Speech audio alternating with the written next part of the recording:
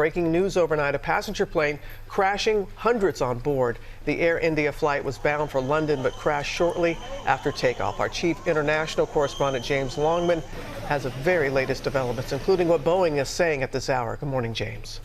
Yeah, good morning, Robin. This looks like an enormous tragedy, likely one of the worst aviation disasters in Indian history. 242 passengers and crew were on board this Air India flight when it crashed in a huge explosion earlier this morning. Firefighters and rescue teams are at the scene. The plane seems to have come down into some apartment buildings, so it is likely there will be casualties on the ground. In this footage, for instance, you can see what remains of a bed in the charred debris, which now litters the whole area. You can see how everything has been totally devastated by fire. Now, it took off from Ahmedabad in northwest India just after 1:30 p.m. local time. It was meant to arrive here in London this evening. It was a Boeing 787 Dreamliner. This is the first time this type of aircraft has crashed, and it gave a mayday call to air traffic control less than a minute after it took off, and after that the signal was lost. Now, of those on board, Air India says 169 are Indian nationals, 53 British, 7 Portuguese and 1 Canadian. The plane is 11 years old, and the Indian